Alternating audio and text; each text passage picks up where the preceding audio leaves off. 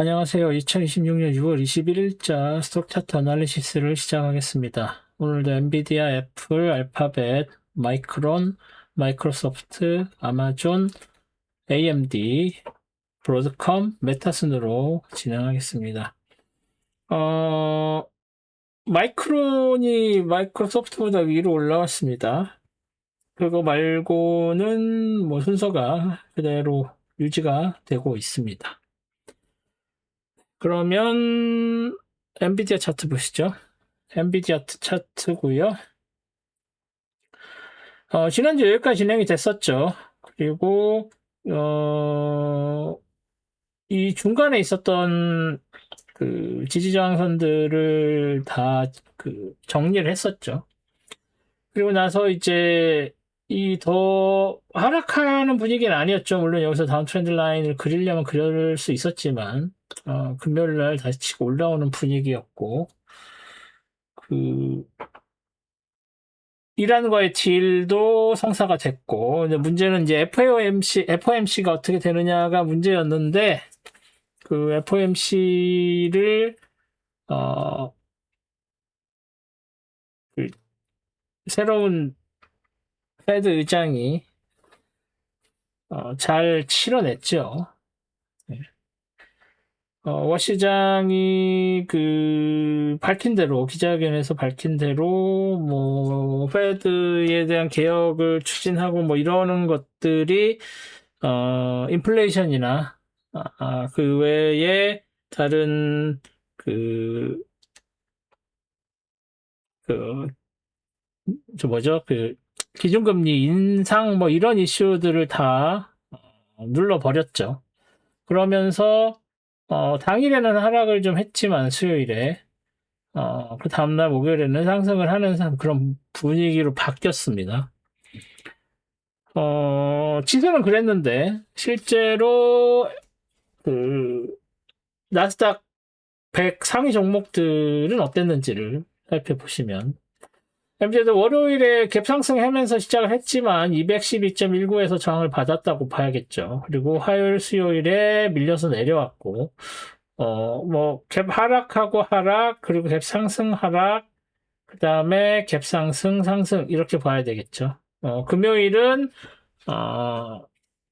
그, 휴장이어서, 월요일까지 장이 없었습니다. 그래서 월요일 날 어떤 식으로 될 것인지를 봐야 될 텐데, 일단은 목요일 날 상승을 했고, 뭐, 금요일에 특별한 악재가 있었다기보다는 뭐, 약간 호재성? 뭐 이런 것들이 있긴 했지만, 또, 이란 관련된 MOU가 그렇게 지금,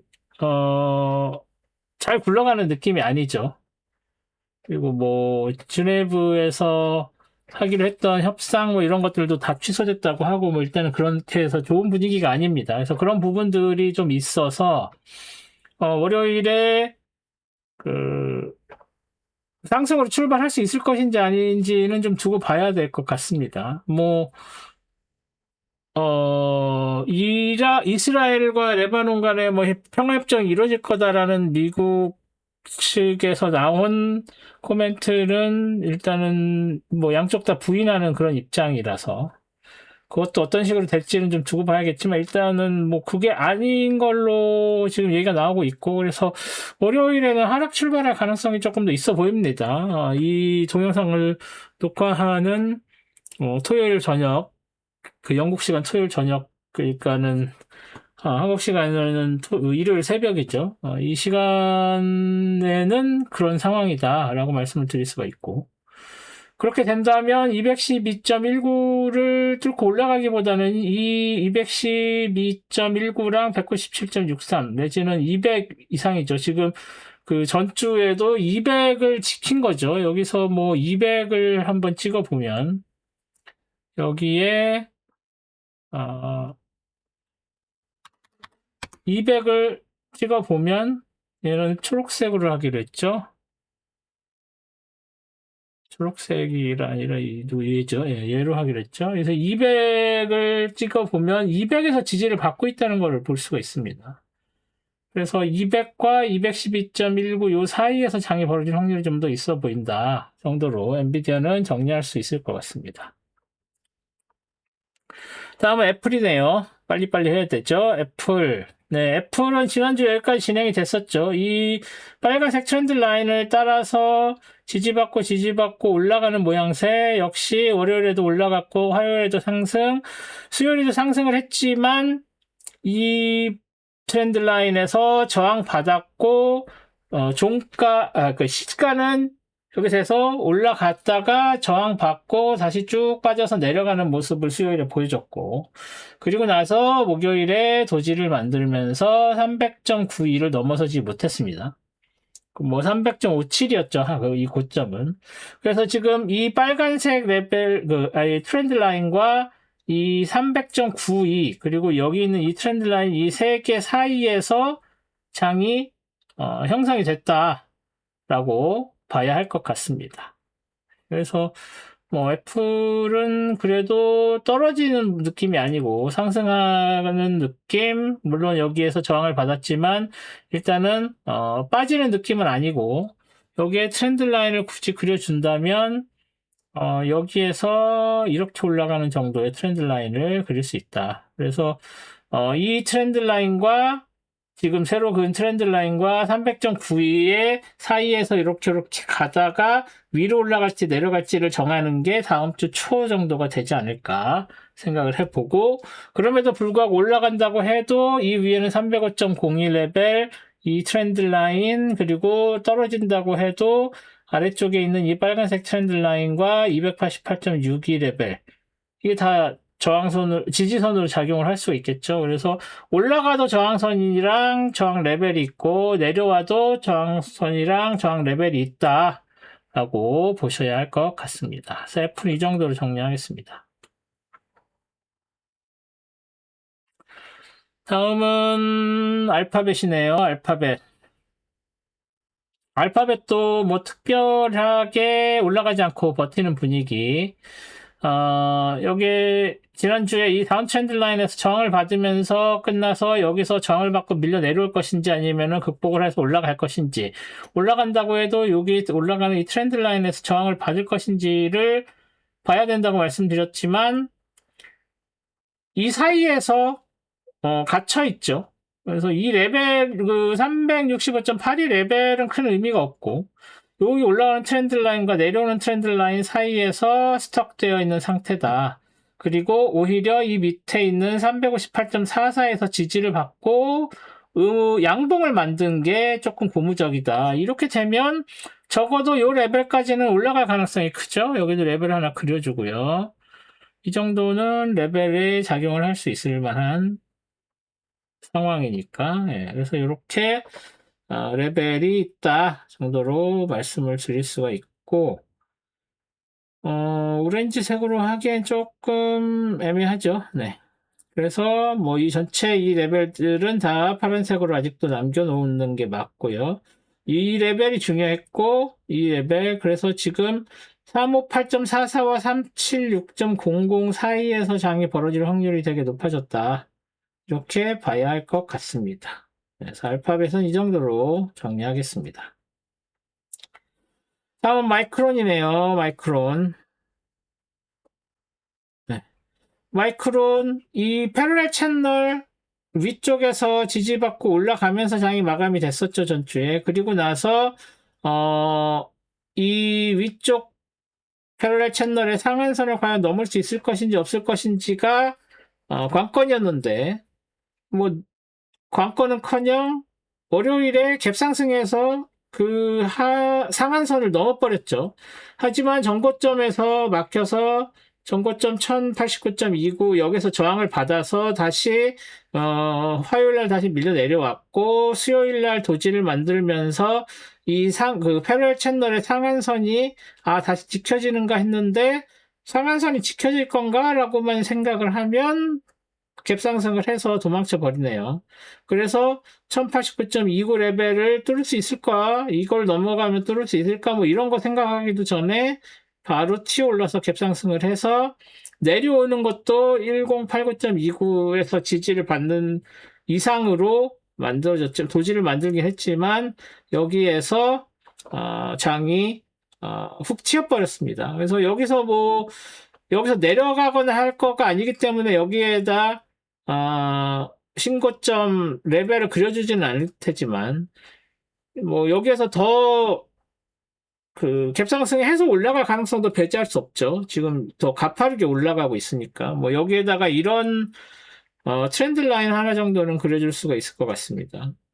네. 그래서 지금 이렇게 이 패러렐 채널의 하한선에 해당하는 이 트렌드 라인이 올라가는 게 여기에서 일로 올라가는 트렌드 라인으로 각도가 가파라졌지만 그 다음에 또 지난주에 이 레벨 그 기울기로 하나, 둘, 세 번째 기울기 변화로 가파르게 더 상승을 하는 쪽으로 트렌드 라인이 그려졌는데 네 번째 연달아서 이 트렌드 라인을 또 각도가 수정이 되는 그런 상황이 되어 버렸습니다.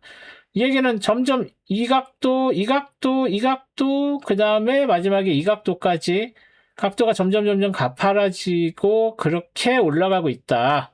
라고 말씀을 드릴 수가 있을 것 같습니다. 뭐, 마이크론은 너무 유명한 반도체 주식이자 메모리 주식이죠. 그래서, 메모리의 상승세가 정말 대단하구나라는 걸, 보여주고 있습니다. 최근에 QQQ의 상위 종목으로 진입을 한 게 마이크론과 AMD인데 이따 보시겠지만 AMD는 이 정도로 상승세가 강하지가 않습니다. 그래서 그런 걸 고려하면 확실히 반도체 주도 중요하지만 메모리 주식이 지금 날아가고 있구나라는 것을 느끼실 수가 있습니다. 그래서 뭐 계속 상승할 것처럼 보이죠. 어디에서 저항을 받고 내려올지 뭐 이런 것들을 알 수가 없어요.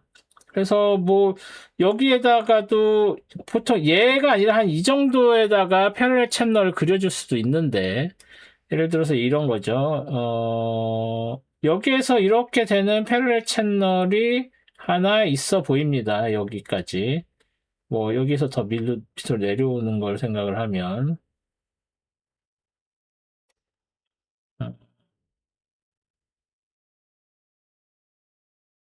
이렇게죠. 그러면 여기에 해당하는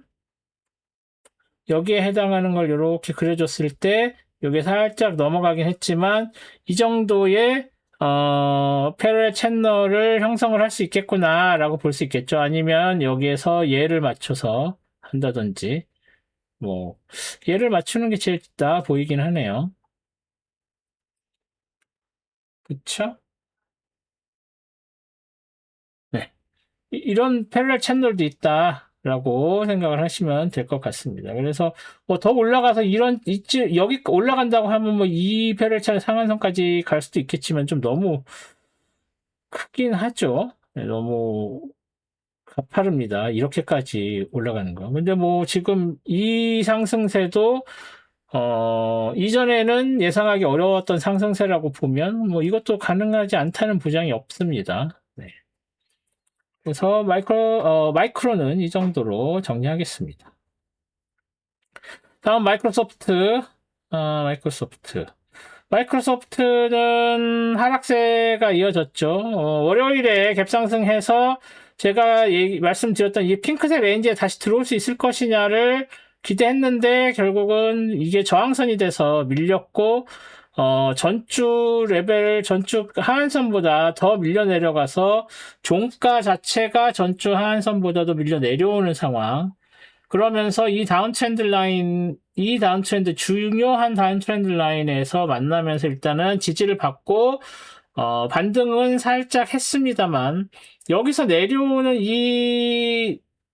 각도가 너무 가파르고, 아직 이 두 개의 지지선이 남아있기 때문에, 이 다운 트렌드 라인을 뚫고 추가 하락을 할 가능성도 배제할 수 없는 상황이고요. 여기서 다시 지지받고 올라간다고 해도, 뭐, 여기에 있는, 411.61 레벨까지 가는 것도 되게 버거워 보입니다. 이 핑크색에서 여기서 저항을 받은 게 컸죠. 그래서, 이제 뭐 이게 핑크색이라고 놓을 필요도 없고, 오래됐으니까 오렌지색으로 복귀할게요. 그리고 이 위쪽도 이 핑크색 레벨도 중요 레벨이었는데 얘도 오렌지색. 그래서 400.80에서 저항을 받고 내려온 게 지금 470까지도 가고 더 밑으로 내려갈 가능성을 배제할 수 없다는 게 지금 현재의 마이크로소프트의 상황이다 라고 말씀드릴 수 있겠습니다. 뭐 여기서 이렇게 다운 트렌드 라인을 하나 그려주면 목요일의 도지는 이 다운 트렌드 라인과 이 다운 트렌드 라인에 딱 맞아 떨어지는 그런 상황입니다. 그래서 여기에서도 저항을 받았고 여기에서도 지지를 받았기 때문에 지금 이 두 개가 겹치는 여기서 위로 갈지 아래로 갈지를 결정을 해야 되는 상황이죠. 왜 이걸 들려드렸냐면은 밑에 것만 보여드리면 이제 여기선 지지 받았으니까 올라가겠구나 라고 생각하기 쉬운데 여기 있는 다운 트렌드 라인에도 저항을 받은 상황이기 때문에 쉽게 이게 반등을 했다라고 기대하기 어려운 상황이다 라는 걸 말씀을 드리고 싶었습니다. 그래서 지금 이 상황에서는 저라면은 롱보다는 숏에 더 비중을 줄 수밖에 없는 상황이다라고 말씀을 드릴 수밖에 없습니다. 그래서 마이크로소프트 이 정도로 정리하겠습니다. 다음은 AMD인가요? 아마존이군요. 아마존. 자, 아마존도 지난주 금요일에 하락을 하면서 이 다운 트렌드 라인을 따라가는 것처럼 보였지만 이걸 극복하고 갭 상승, 화요일, 수요일에 다시 밀려 내려와서 전주 레벨까지 밀려 내려왔지만 금요일에 다시 캐치업을 하는 상황. 그래서 월요일 시가까지는 비치지 못했지만 목요일에 목요일에 하락은 어느 정도 커버가 된 상황이다라고 봐야겠죠. 그렇다면 요 삼각형 사이에서 있는 이 넓은 공간에서 따라서 내려갈 가능성을 배제할 수는 없고요. 하지만 다시 올라왔기 때문에 이 다운 트렌드 라인에 저항을 받을 것이냐 아니면은 이걸 넘어선다고 해도 248.94를 과연 넘을 수 있을 것이냐. 이 248.94가 굉장히 중요한 레벨이 되어 버렸습니다. 이제는 화요일에서 확실하게 저항을 받았기 때문에. 그리고 여기에서는 지금 하나, 둘, 셋, 넷 번 다 236.53 근처에서 지지를 받은 상황이죠. 그래서 이렇게 보면은 요 레인지 안쪽인데 키포인트는 이 다운 트렌드 라인이 여전히 존재한다는 거죠. 네, 그런 상황이라 여기에서 다시 밀고 뚫고 올라가는 거는 쉬워 보이지 않습니다. 일단은 248.94와 236.53 사이에 이때 이 다운 트렌드 라인의 영향을 어떤 식으로 받느냐를 확인하시고 트레이딩을 하셔야 되겠다라는 말씀을 드릴 수가 있을 것 같습니다. 그래서 아마존 이 정도로 정리하겠습니다. 다음은 AMD죠. AMD. 네. 아까 AMD를 마이크론이랑 비교를 했던 것처럼 마이크론처럼 확확 치어 오르지는 않고 있습니다. 하지만 일단 지난주에 비해서 갭 상승하면서 시작을 했고 그렇지만 전고점 546.44를 쉽게 넘어서지 못하고 화요일에 다시 밀렸죠.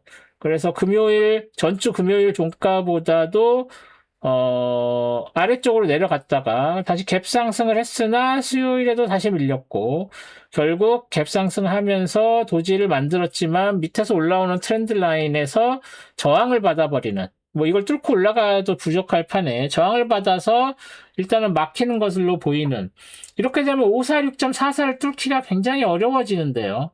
546.44를 뚫지 못하고 다시 밀려 내려간다고 하면 469.22까지도 밀릴 가능성이 크다. 그렇게 된다면 469.22하고 546.44 사이에 있는 이 레인지에서 한동안 움직일 가능성도 배제할 수 없다라고 말씀을 드릴 수가 있겠습니다.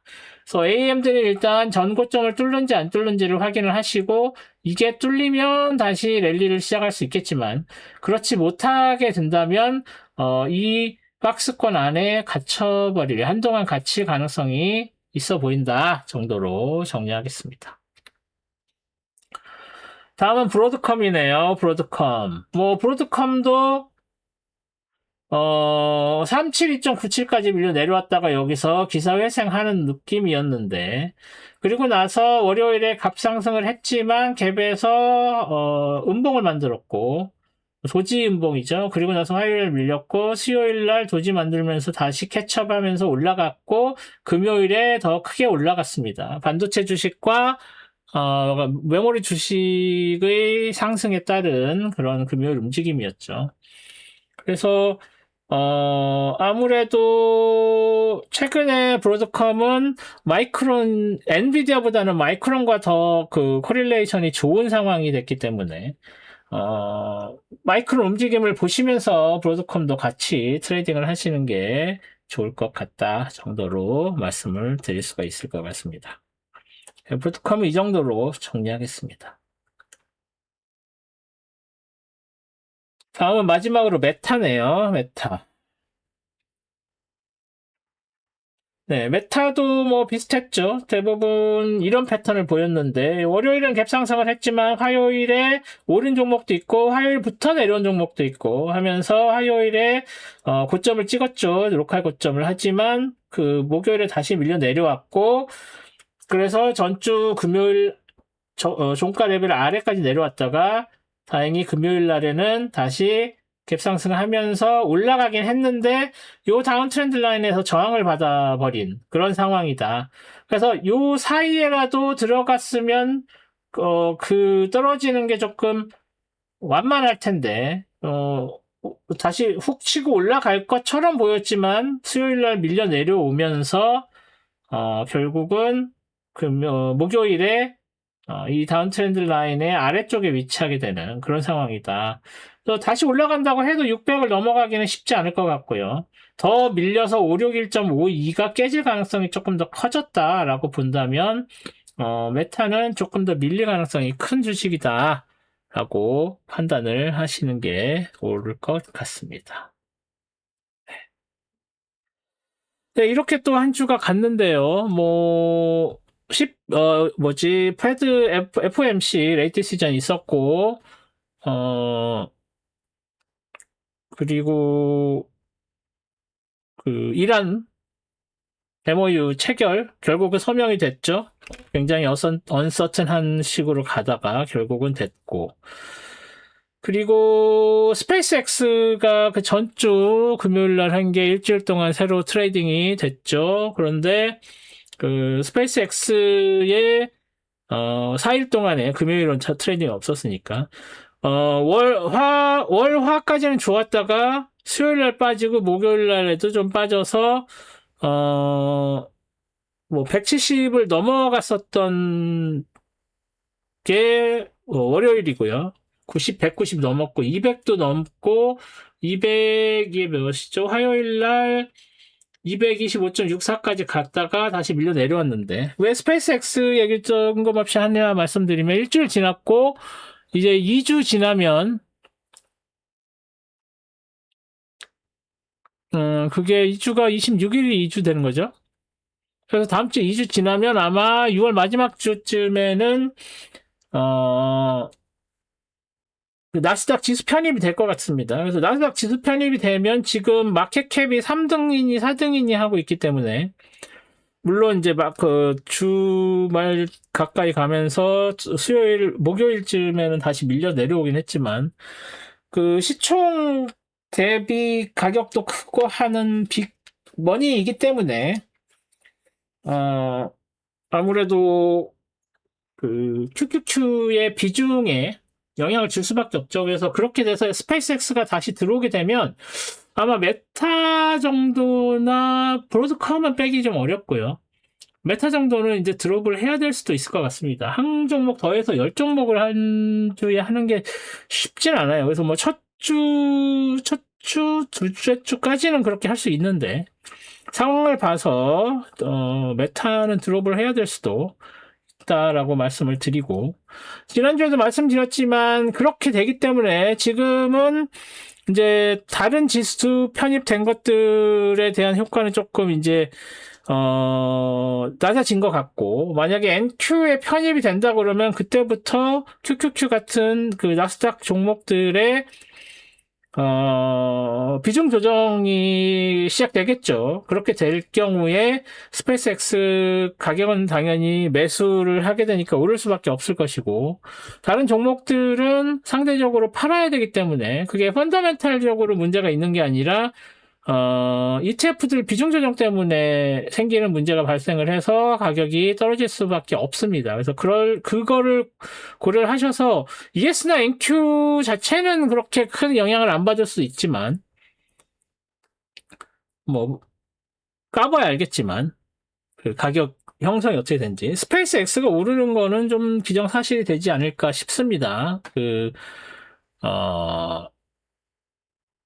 지수 비중 조정 때문에. 네, 그래서 그런 부분들을 생각해서 다음 주까지는 스페이스X를 가 그렇게 크게 오르는 걸 기대하기 어렵지만 그 다음 주부터는 뭐 7월 초부터는 스페이스X가 어느 정도 이상 상승을 할 가능성이 있다는 거 말씀을 드립니다.